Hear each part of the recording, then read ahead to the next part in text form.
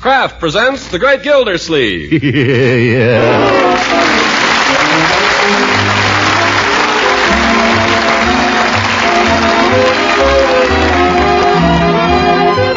The Kraft Cheese Company will also bring you the Kraft Music Hall every Thursday night. Present each week at this time Harold Peary as The Great Gildersleeve, written by John Whedon and Sam Moore. We'll hear from The Great Gildersleeve in just a moment.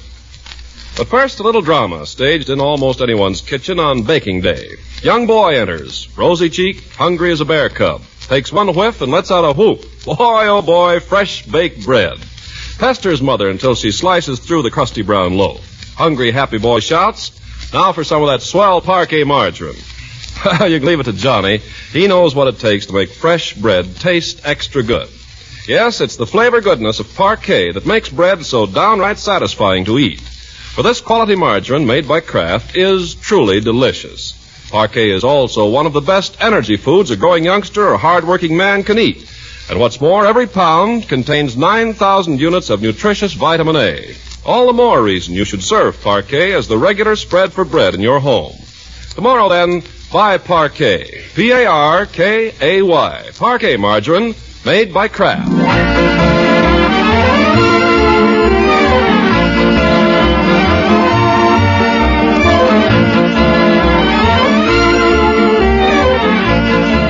Now for the Great Gildersleeve. Like every other town in the country, Summerfield is in the midst of a war bond drive. And wherever big things are doing, there you find Gildersleeve doing things in a big way. He's not only in charge of the door-to-door canvassing being carried on by the air raid wardens in his neighborhood, but he's a member of the committee planning Summerfield's 4th War Loan Rally. Consequently, he's a very busy man, and he doesn't hesitate to let people know it. Bertie? Yes, sir? How soon? It's almost ready, Mr. Gildersleeve. I'll put it on the table just a minute Miss Marjorie gets here. It's 7:15. My meeting's at 8. We won't wait for her, Bertie. Go ahead and serve supper as soon as it's ready. Yes, sir. Confound it. Where is Marjorie anyway? Down at the parish house. Leroy, get up off the floor. Okay. You want to read in a decent light. Okay. Where did you say your sister was? Down at the parish house. They're putting on a show or something. Who is? I don't know, some gang of nuts. Want to see a picture of a P-61, Unc? Not particularly. What's this show? There you are, a P-61. So it is. Now, what's I this... bet you think it's a P-38 just because it's got two tails. So it has. What's this show being put on for? What show? The show Marjorie's in. Oh, I don't even know if she's in it. She just went down to try out. Well, who's doing it? What's it being put on for? No reason, just a bunch of nuts like Marge. Leroy, I think you might be more respectful of your sister. If she's found something that interests her, I'm glad to hear it. Probably do her good. Could be. Hey, here she is now. Well, my dear. Hello. Well. Aren't you going to take off your coat and stay a while? Oh, yes. What's eating her? Never mind. We were about to start supper without you, my dear. I have a meeting. War Bond Committee. Oh, I couldn't eat any supper, thanks. No supper? Are you sick? No, I just don't want any. She's in love. Wally proposed to her. I haven't even seen Wally. I don't care if I never see him. But you have to eat, my dear. You have to eat to live. Not right now, Uncle Mort. I'm too excited, I guess. Well, tell us all about it. How'd it go? I hear you're going to be in a play. Oh, Uncle Mort, he said I had the feeling. He said I had something. Who said this? Bruce Fairfield. Well, the Sam Hill is Bruce Fairfield. Oh, you wouldn't know. He's too important. Must be too important for me, too. I never heard of him. He's our director. He's done a lot of Broadway plays and so on. He's from New York. Tell me, my dear, what kind of a show are you putting on? It's not a show. It's a play. Excuse me, a play. What is it? Well, we haven't decided yet. Well, we've got a name for our organization. We're calling it the Little Theater in the Dell. Where are you going to get a dell?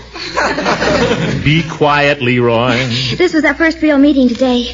Mr. Fairfield had me read a part for him, and Uncle Morty's wonderful. He said he really thinks I have something.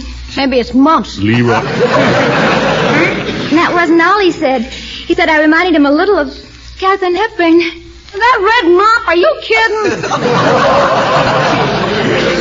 It might just possibly interest you to know that Katharine Hepburn has red hair, too.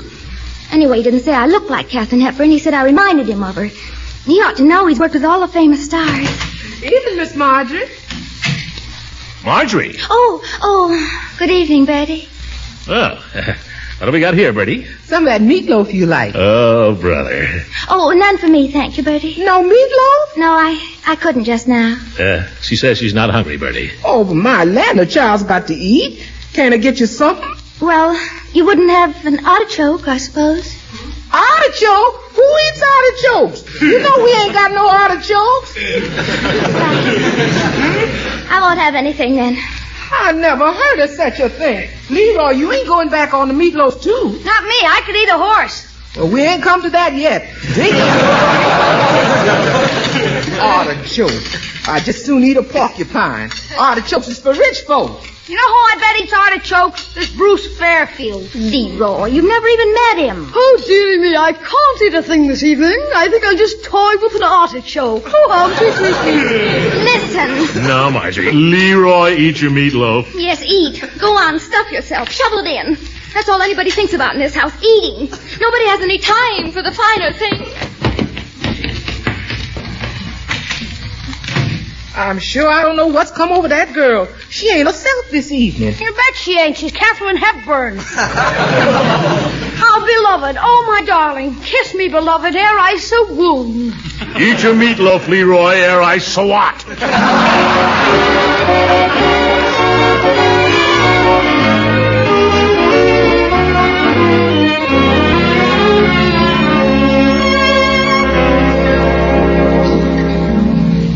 Well, good morning, Marjorie. Feeling better this morning? I feel all right, thank you. Woo! Look at the new hairdo. So that's what you've been doing upstairs for the last 2 hours. It took me about 10 minutes, and it's none of your business. Oh, pardon me, Miss Hepburn. Oh, be quiet, little boy. Marjorie, I want to have a family conference, if you don't mind. Oh, just as soon as I make this call. We'll hurry it up. What's the conference about, Unc? You'll find out in just a minute. Bertie better be in on this, too. Oh, Bertie! Hello, Sally. I won't be able to come to your house this afternoon. I'm sorry. You call me, Miss Gildersleeve? Yes, Bertie. Can I please have it quiet for a minute? Oh. I'm sorry, Sally, but I just can't come, that's all. Oh, because I have to be at the theater. Oh, what a boa. Leroy, you be quiet. Let's get this phone call over with. Well, it isn't exactly a rehearsal, Sally. We're just going to have a reading. Well, it isn't exactly a reading because we haven't chosen a play yet. I'm sorry, Sally. I said I was sorry, didn't I? Well, I just happen to think your little party isn't as important as my career, that's all. Bye. Career now. Sit down now. I want to get everything planned for our guest. Guest? Guest? Yes. In connection with the Summerfield Bond Drive, our city will be honored by the presence of an outstanding war hero who will speak at the rally tomorrow night. And we are to have the privilege of entertaining him here in our house. MacArthur? MacArthur. No, Leroy. MacArthur's busy killing Japs. The man who's coming here is Colonel White.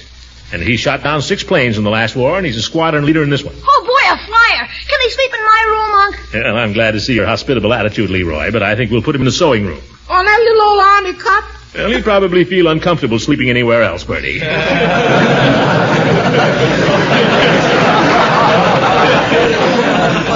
Now, what about lunch, huh?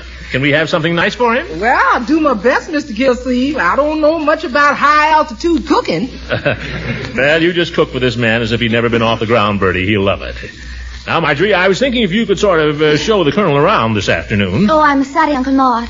My rehearsal. Yes. Now, listen, my dear. I think your interest in the drama is a very fine thing. I don't want to discourage it, but there's a war on. We all have to make some sacrifices in wartime, you know. Oh, we do? What sacrifice are you making? Me? Why, You won't even let this hero have your bed because you don't like to sleep in the sewing room. Marjorie, that's not true. He can have my bed if he wants it. Why, George, he'll have it whether he wants it or not. Bertie, will you make up my bed for the Colonel? Yes, sir. 2 clean sheets? For the Colonel, yes, 2. And then if you can fix the cot in the sewing room for me. Yes, sir. I'll show you how to make sacrifices in wartime. And you, young lady, you can be here for lunch anyway. And I want you to be just as nice as you know how.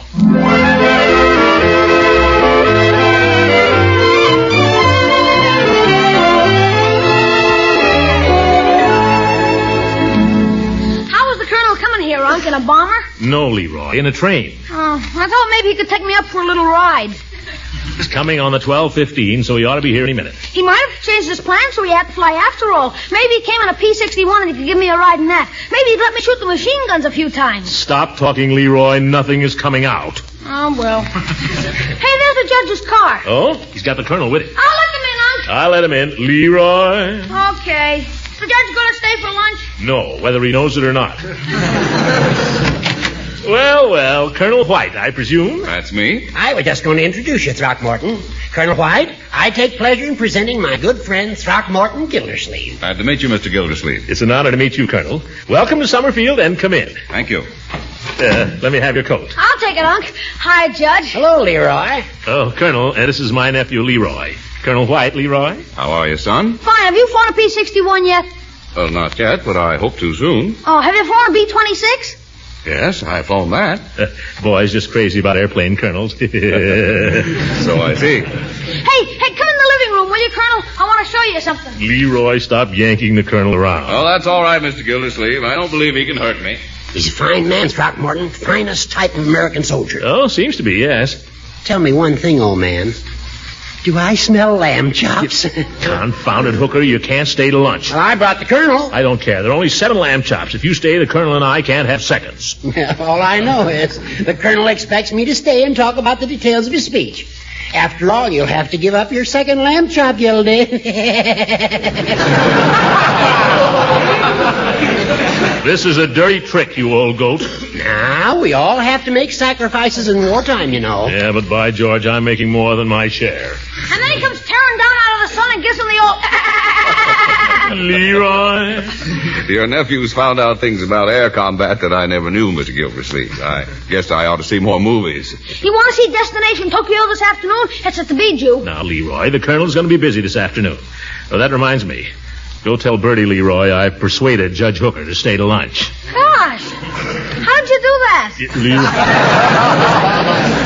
Leroy, take the message to Bertie. Okay. And tell her we can have lunch as soon as Marjorie comes out.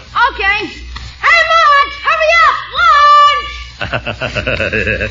I want you to meet my niece, Marjorie, Colonel. I think she's a mighty nice girl. You bet your life she is. Pretty, too. Well, here she comes, Colonel. You can see for yourself. Well, she sure is.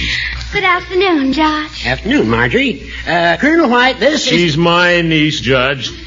Marjorie, I take pleasure in presenting Colonel White. How do you do? How do you do, Colonel? Say, am I crazy? No, I'm not. There's something about you that suggests Katharine Hepburn. Oh, do you really think so? Oh, for corn's sake. Come on, Colonel, chow!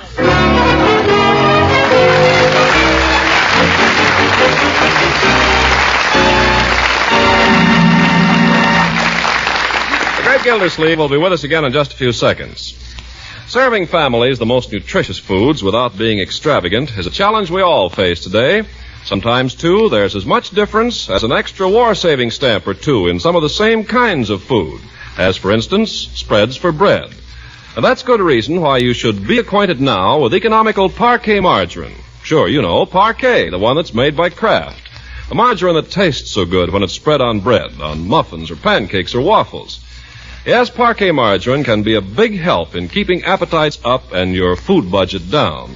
At the same time, Parquet helps provide important food elements your family needs for good daily nutrition. You see, Parquet is actually one of the best energy foods you can serve. And to every pound of this nutritious spread for America's bread, Kraft adds 9,000 units of important vitamin A. So for good nutrition, delicious flavor, and for economy's sake, too, buy and serve Parquet. That's Parkay. Parquet margarine made by Kraft.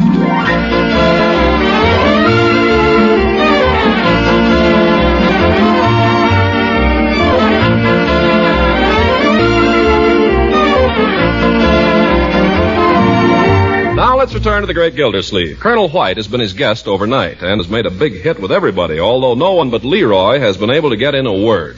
After breakfast the following morning, Leroy is still at it. How big a crew does it carry? Has it got a ball turret? What's its ceiling? Did you ever fly on one? Oh, Leroy. One question at a time, young man. Don't you think the Colonel ever wants to talk about anything but the war? Why should he? Hey, tell me, Colonel. Now, Leroy, that'll be enough. I don't mind. Colonel White has been very patient, Leroy, but you have no business monopolizing him.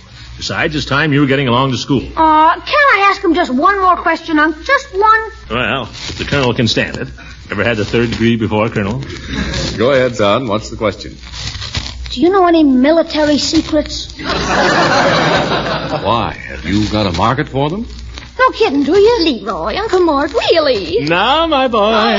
Just one secret, Colonel. Just a little one. Anything at all. Anything the other kids don't know. Well, I don't know anything that would be much use to the enemy, but if you'll come over here, I'll whisper one in your ear. Yeah? What? Radar. Oh, who doesn't know that?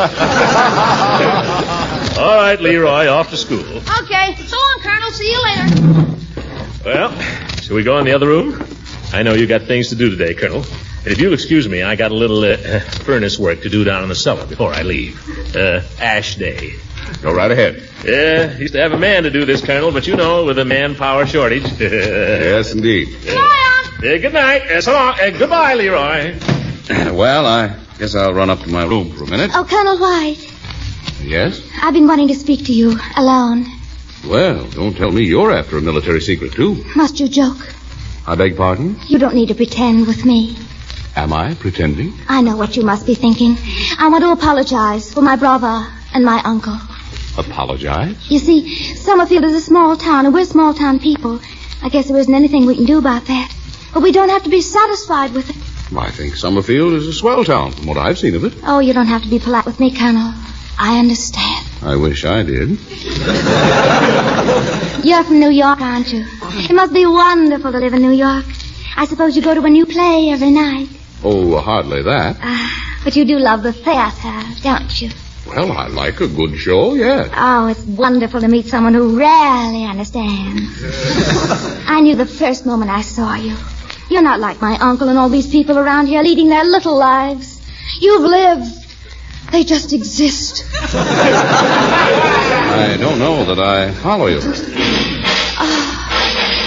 People are so tragic, aren't they? Listen to him down there shaking the furnace. Poor Uncle Mort. What is he to look forward to? Well, I'm not going to get stuck here in Summerfield. I don't know what you have in mind, but I wouldn't rush into anything. You're an attractive girl. You have a nice home here. Where would the world be if we were satisfied with that? Where would Katharine Hepburn be today if she had stayed in Hartford all her life? Hartford, I suppose. Exactly. Oh, here comes my uncle. Oh, I don't know how to say it, but you brought me a glimpse of a new world. Well, you two still standing here? Shall we be getting along downtown, Colonel? I'll be right with you. I've just got to run up to my room. Well, my dear, what have you two been in such deep conversation about? Something you wouldn't even understand. Oh, pardon me. I wonder if you would be very surprised to know that I've met the man whom I shall one day marry. Marjorie, stop your nonsense. Remind me to order some more coal, will you? Because we only got enough coal to let... What did you say?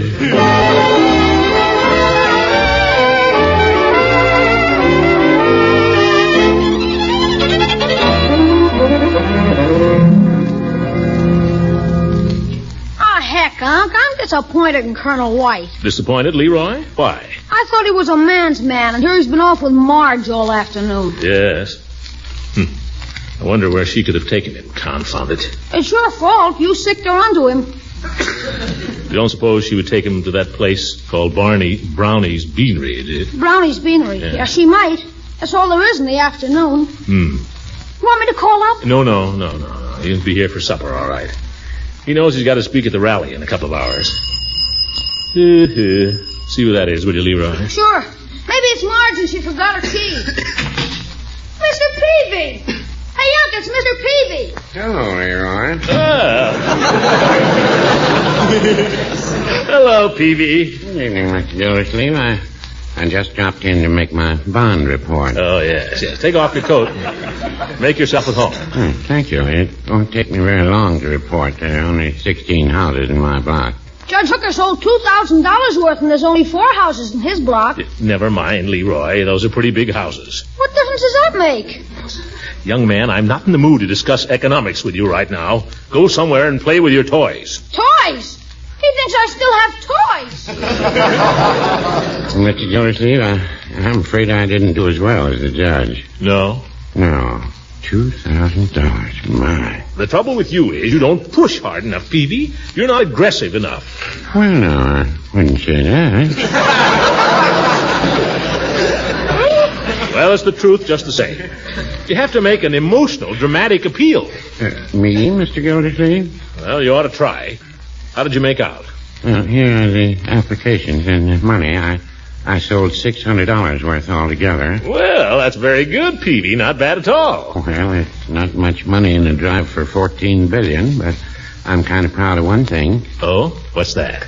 I sold a bond in every house on my street. Why, Peavy, that's wonderful. You're the best salesman in Summerfield. Well, no, I wouldn't say that. You see, every house on my street has a boy in service, and they want him to come back home, that's all. Well, you did a fine job anyhow, Peavy. Yeah, I think I'd better be going, Mr. Gildersleeve. Oh, wait a minute. Peavy, what do you do when a young girl falls in love with an older man? That's a hard question for me to answer. It never happened to me.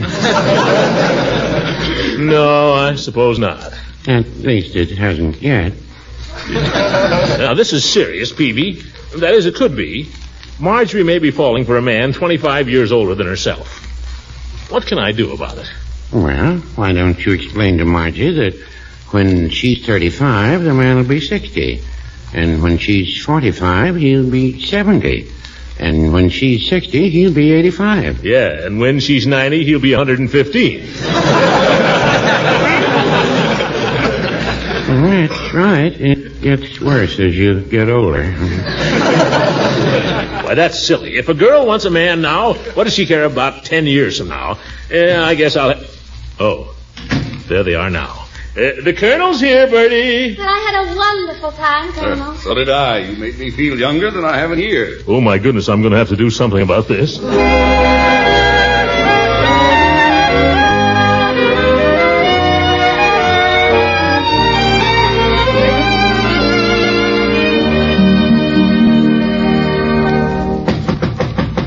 Come in? Is it all right? Sure, come in. I'm just packing my bag. I'll have to leave right after the rally, so I better do it now. Oh, can I help? No, thanks. It won't take me a minute. We travel light in the Army. Well, we're expecting great things from this rally, Colonel. To tell you the truth, I'd rather face the Japs than an audience. But I'll be doing the same thing tomorrow in Little Falls. We're going to be sorry to have you leave, Colonel. Well, I'm sorry to have to. You've treated me like $1 million here, all of you. I think you have a very nice family. Well, thank you. I wanted to speak to you about Marjorie. She seems very much interested in the stage. Yes, we've had to put up with that. She seems to have taken quite a fancy to you, too. Well, you know. I hope she hasn't been making a fool of herself. I know she has. Well, young girl sees a uniform, you know. And then she seems to have me mixed up with New York in her mind. And she seems to have New York mixed up with Mecca. There we are. That didn't take long, did it? Colonel, I'm going to ask you to do me a favor before you go. Glad to. What is it? I want you to go down in the living room and have a talk with Marjorie. Well, I told you I'm not much of a speech maker. Oh, you can do it. You're the only one who can. If you don't straighten her out before you leave, I'll have the devil's own time with her after you're gone. I know that girl. Well, I'll be glad to try. Great. Come on. She's down there now waiting to say goodbye. All right. Now, Colonel, all you have to do is give her a little fatherly advice. You know, point out that you're older than she is and so on. Well, this is a little out of my line. Yeah. I'll just wait outside here. You go ahead. She's in there. I'll be listening. Well. Colonel, you're going. Yes, my plane leaves right after the rally. Oh, it must be wonderful to fly, to feel the cool, clean, fresh wind in your face, to leave the earth behind with all its stupidity. Oh, I wish I could fly with you. Yes, I wanted to speak to you about that. Oh, don't speak. Let us just have this moment together. This last small moment. Well, if you don't mind. Please. Now, listen, my dear. Don't call me my dear. You sound like my uncle. Well, I'm old enough to be your uncle. Has that ever occurred to you? Oh, you're going to treat me like a child now. What difference do our ages make? What is time? What is anything? You make it a little difficult to argue. What are arguments? Words. Let's be honest with each other, shall we? I'm for that. Let's have the courage to be frank. Let's call a spade a spade. All right. You start.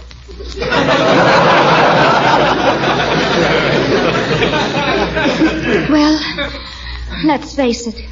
You're a man. I'm a woman. I go along with you so far. You once had the kindness to say that you found me attractive. Well, I find you attractive. Well, that's fine, but Marjorie, you've got to realize... Oh, nothing you can say will change it. That's just the way it is, that's all. That's life, I guess. You go away now and I won't see you.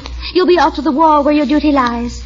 I won't try to hold you, but promise me one thing. What's that? When it's all over and you come back to the city you've loved so much, if I come to New York, may I look you up? Why, sure. I'd be glad to see you anytime. That's all. That's all I ask. But, Marjorie, you don't realize if you just listen... Don't you see? Nothing you could ever say or do would change it because I ask so little. Marjorie. Yes. I have a confession to make. Yes. I'm mad about you. Wild about you. Oh, please. All last night I lay awake dreaming of the moment when I would crush you in my arms. Oh, no, And please. now, come away with me, Marjorie, now, tonight, this minute. Colonel, let go. You will, you must. I have a wife and 7 children, but never mind them. Fly with me in my flying machine. No. Thanks, Colonel.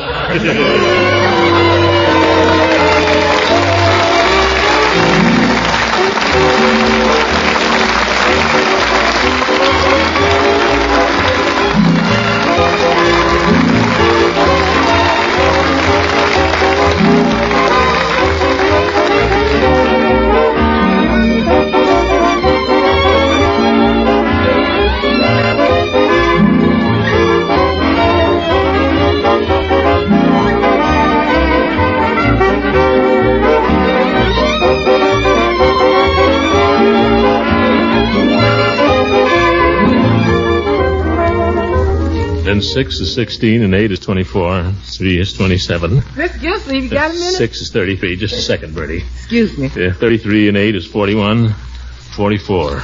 Gee, is that all? Sorry, Bertie. I'm just adding up the amount of war bonds we've sold in this neighborhood. It's not too good. Well, Mr. Gildersleeve, you can add this. Huh? Why, Bertie. $18.75. I never thought I'd make it, but it's all there. Why, that'll buy a $25 bond. Oh, that's great, Bertie. Oh, shucks, it ought to be 100. I know that. But I figure if I can buy one of these every month, of course, I know they can't hold up the invasion for me. But give me time, I'll get there. Well, I only wish more people figured that way, Bertie. I was thinking, Mr. Gildersleeve, you got into them slips of paper where it says, sell me a bond? You mean application forms? Oh, sure. But what's the idea, Bertie? Well, sir, I got a meeting down at the lodge tonight, and there ain't no reason for it except a lot of folks want to sit around and talk. Just a little old unfinished business, that's all. And I figured I'd hand around some of them applications. Well, you're welcome to all you want, Bertie, but do you think you can sell any? After all, that's it. You just watch me. I'm going to say to them folks, now you listen to me. You folks sitting around here gabbing. We got a war going on. We got a lot of unfinished business, and we ain't doing anything about it to finish it. I'm going to say to them, there's a plenty of you folks making more money than you ever made before in your lives. And what you doing with it? Throwing it around. And in these days, that's a sin. Anybody who spends his money for anything but the food he needs to eat and the clothes he needs on his back, that's a sin. And he's a fool besides. 'Cause things just ain't got the stuff in them these days.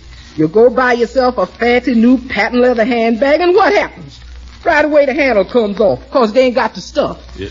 The stuff is going to the soldiers where it belongs. So get some sense and put your money where it belongs and where it's going to do somebody some good. Put it into war bonds. That's what I'll tell them. And they'll do it. They're good people. They want to fight this war just as hard as anybody else. But they get a little careless sometimes, that's all. Don't we all?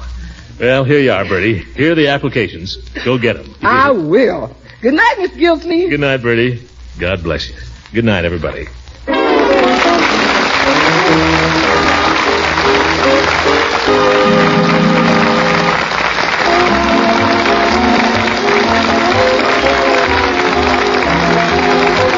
Music heard on this program program was under the direction of Claude Sweet. This is Ken Carpenter speaking for the Kraft Cheese Company, inviting you to tune in again next week for the further adventures of the Great Gildersleeve. This is the National Broadcasting Company.